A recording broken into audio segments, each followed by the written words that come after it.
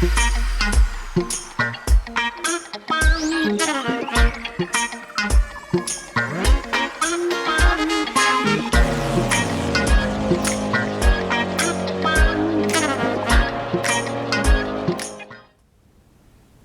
everybody, and welcome back, and welcome to Gina and Andy's Crystal Cruise, episode 2, and it's about our baby Labradorite. I'm going to zoom in a little bit and show you some of that sparkly beauty of Labradorite. We have so far not received any big suggestions for a new title, but we came upon Gina and Andy's Crystal Cruise as we were getting ready to publish. We're kind of digging it, so we might end up with that one. Yeah, we might as well. May as well. Yeah.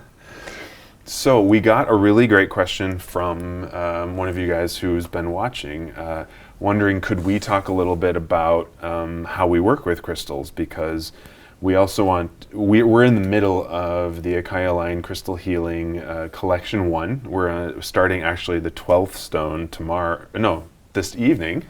Really, yeah. Yeah, this evening already. So so we're kind of, far along in the course, but we got a question from the audience saying, what about those of us who don't work with crystals or have never done it? Like, how do you guys do what you're doing? So, Gina, tell us, how do you work with these crystal beauties? That's a great question, really. For me, it's both a physical approach and a meditational approach. Okay. In combination. So I usually sit down quietly with the stone in my hands like this. I would usually close my eyes and then tune into the stone and start recognizing or feeling what happens in my system. How does my thinking change? How does my emotional picture change? How do I feel? How is my energy affected by it? Because stones or crystals are energetic beings. So it's like when interacting with a person that has a very different energy than you have, that will affect you. And for me, the stone does the same thing, and these stones do that even more than maybe most of the crystals that people usually work with, because they're still connected to the mother crystal that they grew up with. Which, as we talked about in the last episode, is one of the primary differences between IKYA Aligned Gemstones and normal crystals you might get elsewhere, is that strong connection to the mother crystal, the Gemstone Guardian, and that vibration and presence on the planet. Sure. And that's exactly the difference, for me at least, because I pick the stone up and I've been doing this for a while now, so when I pick it up, when I start tuning in, I immediately feel the change in energy, and it immediately affects my system, and it starts working with me. So it's both a practical and meditational way of working with it, I think. How about you? Well, I would say that I maybe am a little less experienced or vibrationally sensitive than you are, so I don't have a whole lot of the physical experience that you describe. I'm maybe a little bit more sort of hands-on, practical in my way of thinking about it. So I often will bring my crystal spheres with me on walks, for example. I love to bring them down to the beach, and one of the ways that I actually try to be in dialogue with them is to take photos of them and to capture their beauty and also especially out in nature, like in the grass or on the rocks by the beach, or things like that. And for me, that feels like part of the communication, is also for me to appreciate them, and not just for me to appreciate them, but then I also like to share the photos to try to yeah, to share that these beings are so beautiful and amazing. So that's, for me, part of the way I work with them. And then the other way is I love to have them by my bed, so on my nightstand. And I will often do my reflection and or meditation right before I sleep or when I first wake up. And then I'll hold the crystal in my hand often, or lay them on my chest, or wherever it feels natural, and then connect to the principles that the crystal's teaching, or that I'm sort of reflecting on in myself because of the guidance of the crystals. So 2 little bit different approaches, but I think it reflects that like there's many ways to play with play with these crystals. So I love your the way that you're tuning into the keywords, the little tags for the potentials and characteristics for each stone. I think that's a great entry. Yeah, well, and that actually brings up that one other way that we play with the crystals is we play with them together. So I've got rhodochrosite, which is this absolutely gorgeous stone that I've been working with, and the interaction between these two has just been so potent. And I know you've been working with rose quartz and labradorite together. I have. It was like, because we worked with rose quartz the previous month, and it was, this one came along, the labradorite, and the rose quartz just wouldn't let go. It still wanted to be part of the game. Yeah. And it's felt like the rose quartz is kind of setting up the big screen, and then it holds the space kind of and lets me expand and expand and expand into a forever increasing space. Whereas the labradorite, also known as the complexity stone, it just enters kind of in the middle of that space, and it keeps connecting things in the new landscape. That keeps opening up in new ways, giving me continuous realizations and insights that I never thought of before. So it just connects the dot in the new landscape, and it's an ongoing process. It's an ongoing collaboration between the two. Well, and we presented this podcast and video series as a journey through landscapes, and I think that it's quite appropriate then to mention that we've sort of moved out of the landscape of rose quartz into labradorite. But what you're experiencing, and I think a lot of people do when they're working with crystals, is the landscapes aren't that distinctly separate from each other, and you might find that aspects of the work you're doing with rose quartz find their way into the landscape of labradorite, or the opposite. And so that it's not a clean break. It is not. And it's like, as humans, we work on the same things, some of the same things for, I guess, our whole lifetime. Or many lifetimes. Definitely.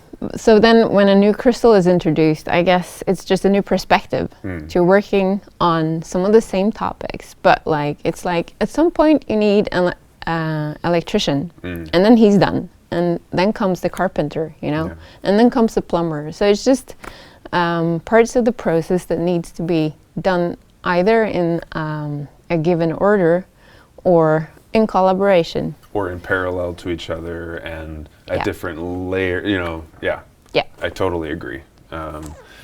So today we find ourselves deep in the landscape of labradorite on our last official day working with labradorite by itself. And as you introduced, one of the primary teachings of labradorite is complexity. And I just wanted to share, because we've had some really powerful experiences, and really, it's just been an incredible month in a lot of ways. And I just, for myself, wanted to share that because today is day 23. So 23 days ago, I started a project on self-love, and really calling it a mission for self-love. And I've had this, lifetime of just repeating this dark, negative story of self-hatred and self-punishment inside me, and rejecting all evidence to the contrary outside of me. And then along comes Labradorite and introduces this idea of there's an unending level of complexity, right? And in that way, it's just really beautiful that I think one of the most universal, things that humans, all of us, say to ourselves is, I'm not good enough. I didn't do that right. I never get it right. All these kinds of versions of I'm not good enough. And along comes Labradorite and says to us, like, verbatim, in fact, you're not good enough. But it's not judgment and it's not emotional. It's simply the fact that life is so unendingly complex. It's this onion that you're unpeeling the layers of continuously. And so, yes, by definition, I'm never going to get it all right because there's always more. There's always something more to that. And then Labradorite, as we learned, like introduces that idea that the only way to negotiate this complexity is precision. Yeah. Like this mathematical, unfailing precision. Yeah. That you just have to be precise. And it's at once such a confrontational, in-my-face kind of teaching, and it's yet been so free. I think it's the most freeing teaching and that I've come across. It is really so cool because, like IKYA said, the you're not good enough is the very premise of evolution. Yeah. Is Yes. It's what keeps you moving because you're not good enough. You have to keep learning. You have to keep adapting. You have to keep changing. You have to keep up your curiosity. Yeah. And in the moment you think that you're good enough, you stagnate and you stop moving. Yeah. And I think that's beautiful because it's like you experienced that it's not wrong. The point isn't to be good enough. It's to continuously improve because you're not, which makes the journey so much more fun. Because being not good enough is kind of the default setting. And it goes for everyone, I guess. It does. So. And being propelled by Rose Quartz last month into this self-love project and then being confronted with this teaching from Labradorite, my experience has really been, oh my gosh, I have been using the story of not good enough to sabotage myself and to create this dark space inside myself of hatred and punishment and just really believing that not being good enough defined me as worthless, as not, like, why should I be here if I can never get it right?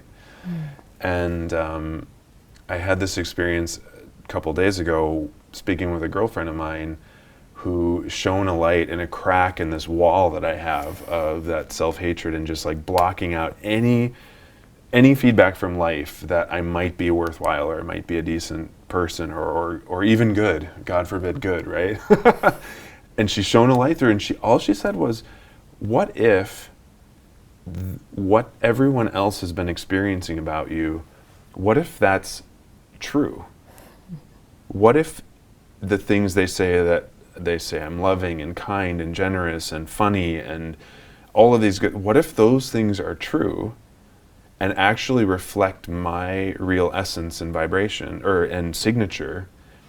And I was always telling myself and them, all of that is, I've just been a really good actor. I've just faked you out. But what if, she said, no, what if all that's actually true? And you're the only one faking yourself with this like dark self-masturbatory story of how terrible I am. And it was just like, holy cow. So I'm just going to leave that for a minute because, Gina, you've really had just some beautiful insights and reflection with Labradorite this month. Yes, I've had, just like you, because I think the story that you told us just now is so beautiful, and I've been so inspired by it once again. And I feel I've been working alongside you in parallel, experiencing some of the same. For me, the Labradorite has brought out or put me in contact with some of maybe my deepest potentials. Yeah. Well, because I remember you saying something that when you first met Labradorite, you were like shot to the moon. Yeah. And that's something that usually happens. When I adopt a new stone or I'm given a new stone as part of the course, it usually sets me in contact with the potential within the spectrum that the stone works. So the first day with the Labradorite, I just went straight to the sky because it just connected me with all these great potentials, you know, like felt like the really highest potentials. And the next day, I was back in the basement, maybe as deep as I've ever been, you know, very dark, all dark. And this also coincided with a period of deep frost. Okay. Like the weather was so cold here in Norway. Oh, it was like weeks of just super cold. And I was just sitting at home. I'm not going to do anything. I'm just staying still until this goes away. And I remembered people here have been talking about frost also representing potentials. You know, ice as is a frozen potential, and when it defrosts and becomes water again, that's when you have the flow and the potential is. Okay. Yeah, you can use it for something. Yeah. And that's what it felt like with the Labradorite. When I went into that basement, it felt like this is the deepest basement I've been in ever, and it felt like it touched upon, you know, the blockages that were programmed in my childhood before I could even know what was happening. And to be honest, I grew up in a quite harsh environment, and I was given a version of myself by my parents, or especially my mother, that always felt very untrue. But at the same time, it really formed me and shaped me. And I started believing what I was told. And I guess the story goes, I've always been very creative. And I think that was the part of my consciousness or my potential where my mother would kind of allow me to operate and be free, because I didn't see her allowing herself to be very creative. She kind of didn't trust herself in that sphere. So she could kind of give that to me. But in the areas of life where she would allow herself to master stuff, I was not allowed to enter. And those were kind of areas like organizational skills, leadership, speaking up, you know, leading the way. So I was allowed to paint and draw and be creative and express through artistic means, whereas she would take the lead and I wouldn't be allowed into those areas. So she created a narrative about me that I was, I didn't speak loud enough, I wasn't clear enough, she could never understand what I was saying. And the truth is I was just scared of her. But the one thing she did say that I'm now discovering is true is the part of the narrative about creativity and communication, because I've had flashbacks from my childhood when I was just working freely with like painting and drawing and expressing things. And I remember my mother saying from a very young age that I had this talent in like visual communication. But I didn't believe her, you know, because I didn't believe and the limited story that I had, like the lies about me in all the areas. She didn't see me as any good. So, I mean, why would I believe the part about the creativity that I'm now tuning into as truth?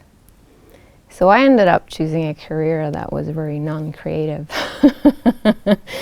Or it's creative in a very mental way. You know, I trained to be an economist. It's a very mathematical, precise science. But it's also very, you probably know, because you did that we're yourself. both economists by training. By training. It's a very hard, it requires a lot of study. Yeah. And it's for me, it was the very hard way into communicating. You know, I had to sit for hours understanding those equations, where I guess I could have just communicated in the ways that I was already good at communicating, like photographs, drawings, writing, whatever.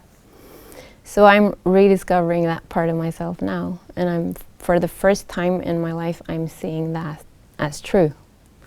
So it's a bit like you're experiencing. Yeah. What if what others saw in me as potentials are actually true? And I'm starting to, the good thing is the Labradorite has made me able to see that and discover that for myself. Wow. So now it's not only true to those around me, it's also true to me. And that's where I feel like our experiences really come together, because we're both in this place of like authentically experiencing that, like something that we didn't believe was true is true. Yeah. But not just thinking it, but like feeling it, sensing it, experiencing it. Yeah.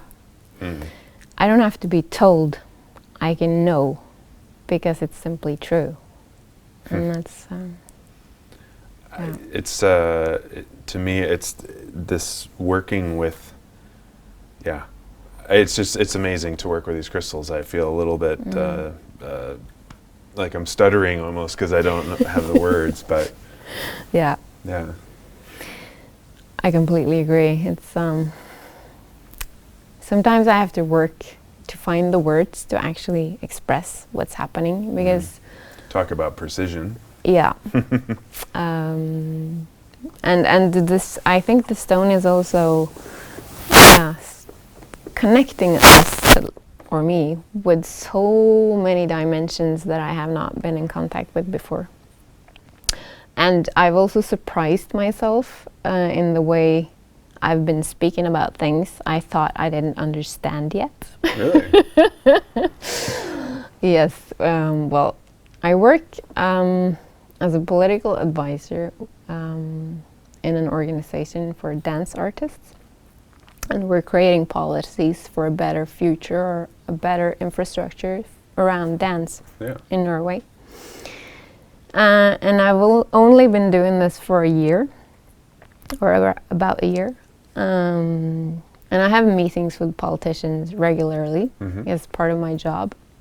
And last year I felt like such a newbie. Like I don't have a clue what this is about. This field is so complex, you know. What am I even doing here? How does it all connect?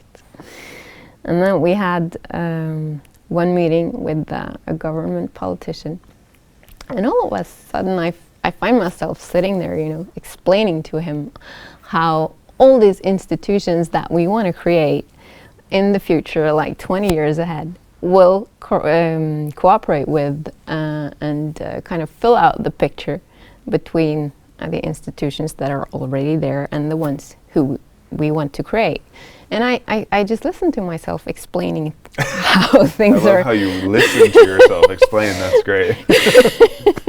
Explaining how things are going to work out and how they're going to be. And I'm just, I'm literally listening to myself, becoming aware of how this is going to work in the future, when I am myself explaining that to someone else. I didn't know before I heard myself So telling cool. that. And I just took a glance at the side and I looked at my stone and was like, there you go. Yep.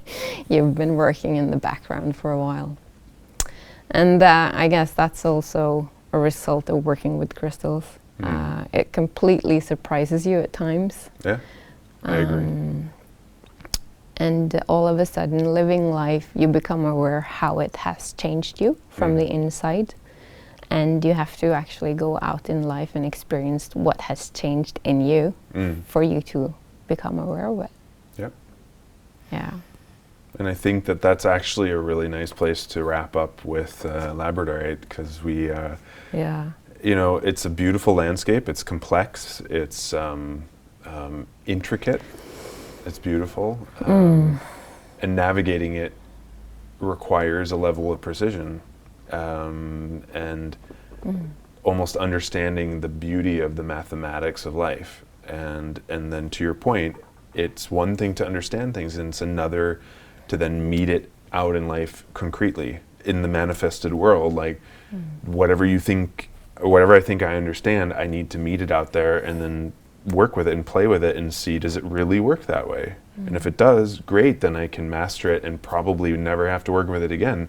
But if I still don't understand it quite precisely enough, then it'll just continue to manifest so that I can continue to work with it.